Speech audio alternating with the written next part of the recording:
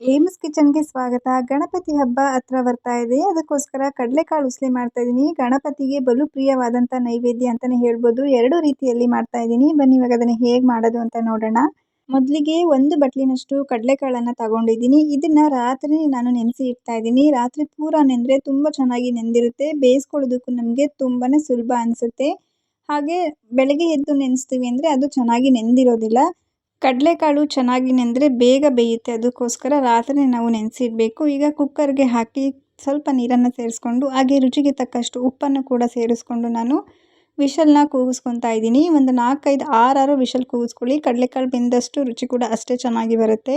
ಈಗ ನಾನು ಕಡಲೆಕಾಳು ಕೂಡ ಬೆಂದಿದೆ. 5 ವಿಷಲ್ ಕೂಗಿಸ್ಕೊಂಡಿದ್ದೀನಿ. ಈಗ ನೀರನ್ನೆಲ್ಲ ಸಪ್ರೇಟ್ ಮಾಡಿ ಕಡಲೆಕಾಳನ್ನ ಸಪ್ರೇಟ್ ಮಾಡ್ಕೊಳ್ಳಿ. ಇವಾಗ ನೋಡಿ ಈ ಥರ ಮುಟ್ಟಿದ್ರೆ ಸ್ಮ್ಯಾಶ್ ಆಗಬೇಕು. ಆ ರೀತಿ ನಾವು ಬೇಯಿಸ್ಕೋಬೇಕು. ಈಗ ಮೊದಲನೇ ವಿಧಾನದಲ್ಲಿ ಮಾಡಿ ತೋರಿಸ್ತಾ ಇದ್ದೀನಿ. ಹಾಗೆಯೇ ಒಗ್ಗರಣೆ ಹಾಕೋದು. ಈಗ ಪ್ಯಾನ್ ತೊಗೊಂಡಿದ್ದೀನಿ. ಅದಕ್ಕೆ ಸ್ವಲ್ಪ ಎಣ್ಣೆಯನ್ನು ಸೇರಿಸಿ ಎಣ್ಣೆ ಕಾದ ನಂತರ ಸ್ವಲ್ಪ ಸಾಸಿವೆಯನ್ನು ಹಾಕ್ಕೊಂಡಿದ್ದೀನಿ. ನಂತರ ಖಾರಕ್ಕೆ ಹಸಿರು ಮೆಣಸಿನಕಾಯಿ ಮತ್ತು ಕರ್ಬೇವಿನ ಸೊಪ್ಪನ್ನು ಕೂಡ ಹಾಕ್ಕೊಳ್ಳಿ. ನೈವೇದ್ಯಕ್ಕೆ ಇಡಬೇಕಾದ್ರೆ ಈರುಳ್ಳಿ, ಬೆಳ್ಳುಳ್ಳಿ, ಶುಂಠಿ ಇವೇನೂ ಕೂಡ ಬಳಸಬಾರ್ದು. ಹಸಿರು ಮೆಣಸಿನಕಾಯಿ ಒಂದು 2 ನಿಮಿಷ ಫ್ರೈ ಆದ ನಂತರ ಈಗ ಕಡಲೆಕಾಳನ್ನು ಸೇರಿಸ್ಕೊತಾ ಇದ್ದೀನಿ. ನಂತರ ಕಾಯಿ ತುರಿಯನ್ನು ಹಸಿ ಕಾಯಿ ತುರಿ ಹಾಕ್ಕೊಂಡ್ರೆ ತುಂಬಾ ಚೆನ್ನಾಗಿರುತ್ತೆ. ಹಾಗೆಯೇ ಹಸಿ ಕಾಯಿ ತುರಿ ಸ್ವಲ್ಪ ಮುಂದೆ ಇರಬೇಕು. ಕಾಯಿ ತುರಿ ಸ್ವಲ್ಪ ಜಾಸ್ತಿ ಹಾಕ್ಕೊಂಡಷ್ಟು ರುಚಿ ಕೂಡ ಅಷ್ಟೇ ಚೆನ್ನಾಗಿರುತ್ತೆ. ಕಡಲೆಕಾಳನ್ನು ಬೇಯಿಸೋದಕ್ಕೆ ಉಪ್ಪನ್ನು ಸೇರಿಸ್ಕೊಂಡಿರೋದ್ರಿಂದ ಇದಕ್ಕೆ ಕಾಯಿಗೆ ಎಷ್ಟು ಬೇಕೋ ಅಷ್ಟು ಸ್ವಲ್ಪ ಉಪ್ಪನ್ನು ಸೇರಿಸ್ಕೊಂಡ್ರೆ ಸಾಕು ಅಷ್ಟೇ.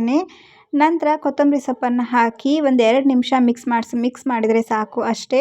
ಇದನ್ನು ಜಾಸ್ತಿ ಫ್ರೈ ಮಾಡಬಾರ್ದು. ಕಾಯಿ ಎಲ್ಲ ಸೀದೋಗೋ ರೀತಿ ನಾವು ಮಾಡ್ಕೋಬಾರ್ದು. ಒಂದು 2 ನಿಮಿಷ ಹಾಗೆಯೇ ಕೈ ಆಡಿಸ್ಕೊಂಡ್ರೆ ಸಾಕು, ನಮಗೆ ರೆಡಿಯಾಗೋಗುತ್ತೆ ಕಡಲೆಕಾಳು ಉಸ್ಲಿ. ಇದು ಮೊದಲನೇ ವಿಧಾನ. ಹಾಗೆಯೇ ಎಲ್ಲ ಒಗ್ಗರಣೆ ಹಾಕೋದು. ಇದು ಕೂಡ ತುಂಬಾ ಚೆನ್ನಾಗಿರುತ್ತೆ, ಬೇಗ ಕೂಡ ಆಗೋಗುತ್ತೆ. ನಂತರ ಇವಾಗ 2ನೇ ವಿಧಾನದಲ್ಲಿ ಹೇಗೆ ಮಾಡೋದು ಅಂತ ನೋಡೋಣ ಬನ್ನಿ. ನಾನಿವಾಗ ಮಿಕ್ಸಿ ಜಾರ್ ತೊಗೊಂಡಿದ್ದೀನಿ. ಅದಕ್ಕೆ ಸ್ವಲ್ಪ ಕಾಯಿ ತುರಿಯನ್ನು ತಗೊಂಡಿದ್ದೀನಿ. ನಂತರ ಖಾರಕ್ಕೆ ಹಸಿರು ಮೆಣಸಿನಕಾಯಿಯನ್ನು ತಗೊಂಡಿದ್ದೀನಿ. 4 ಹಸಿರು ಮೆಣಸಿನಕಾಯಿ ಅದನ್ನು ಕಟ್ ಮಾಡಿ ಹಾಕ್ಕೊಳ್ಳಿ. ನಾವು ಇದನ್ನು ರುಬ್ಬೇಕಾದ್ರೆ ಸ್ವಲ್ಪ ಬೇಗ ಗ್ರೈಂಡ್ ಆಗಬೇಕು. ಅದಕ್ಕೋಸ್ಕರ ನಂತರ ಸ್ವಲ್ಪ ಕೊತ್ತಂಬರಿ ಸೊಪ್ಪನ್ನು ಸೇರಿಸ್ಕೊತಾ ಇದ್ದೀನಿ. ಯಾವುದೇ ಕಾರಣಕ್ಕೂ ನೀರನ್ನು ಸೇರಿಸಿ ನಾವು ಗ್ರೈಂಡ್ ಮಾಡ್ಕೊಬಾರ್ದು.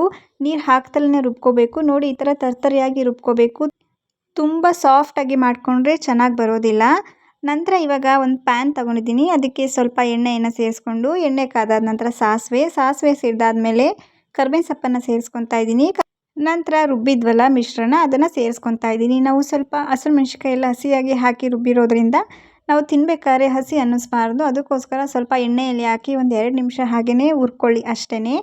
ಜಾಸ್ತಿ ಹುರಿಯೋದಕ್ಕೆ ಹೋಗಬೇಡಿ, ಕಾಯಿಂದು ಫ್ಲೇವರ್ ಹೊರಟೋಗ್ಬಿಡುತ್ತೆ. ಇದನ್ನು ಸ್ವಲ್ಪ ಚೆನ್ನಾಗಿ ಹುರ್ಕೊಳ್ಳಿ. ನಂತರ ಇದಕ್ಕೆ ಸ್ವಲ್ಪ ಉಪ್ಪನ್ನು ಸೇರಿಸ್ಕೊಳ್ಳಿ. ಕಾಳು ಬೇಯಬೇಕಾದ್ರೆ ಉಪ್ಪು ಹಾಕಿರೋದ್ರಿಂದ ಸ್ವಲ್ಪ ಹಾಕ್ಕೊಳ್ಳಿ, ರುಚಿಗೆ ತಕ್ಕಷ್ಟು ಅಷ್ಟೇ. ನಂತರ ಇವಾಗ ಕಾಳನ್ನು ಸೇರಿಸ್ಕೊತಾ ಇದ್ದೀನಿ. ಜಾಸ್ತಿ ನಾವು ಫ್ರೈ ಮಾಡ್ಕೋಬಾರ್ದು ಕಾಯನ್ನು. ಈಗ ಎಲ್ಲನೂ ಕೂಡ ಚೆನ್ನಾಗಿ ಮಿಕ್ಸ್ ಮಾಡ್ಕೊಳ್ಳಿ. ಇದನ್ನು ಅಷ್ಟೇ, ಕಾಳು ಹಾಕಿದ್ಮೇಲೂ ಜಾಸ್ತಿ ಫ್ರೈ ಮಾಡ್ಕೊಳ್ಳೋಕೆ ಹೋಗಬಾರ್ದು. 2 ನಿಮಿಷ ಕೈ ಆಡಿಸಿದ್ರೆ ಸಾಕು. ಕಡಲೆಕಾಳು ಉಸ್ಲಿ ರೆಡಿಯಾಗುತ್ತೆ. ಮೊದಲನೇ ವಿಧಾನದಕ್ಕಿಂತ ಈ ವಿಧಾನದಲ್ಲಿ ಮಾಡೋದ್ರಿಂದ ರುಚಿನೇ ಕೂಡ ಅಷ್ಟೇ ಚೆನ್ನಾಗಿರುತ್ತೆ. ನೀವು ಈ ವಿಧಾನದಲ್ಲಿ ಒಮ್ಮೆ ಟ್ರೈ ಮಾಡಿ ನೋಡಿ, ನೀವು ತುಂಬ ಇಷ್ಟಪಡ್ತೀರಾ. ಈ ರೆಸಿಪಿ ನಿಮಗೆ ಇಷ್ಟ ಆಗಿದೆ ಅಂತ ಅಂದ್ಕೊಂಡಿದ್ದೀನಿ. ಇಷ್ಟ ಆಗಿದರೆ ಸಬ್ಸ್ಕ್ರೈಬ್ ಮಾಡಿ, ಸಪೋರ್ಟ್ ಮಾಡಿ. Thank you for watching.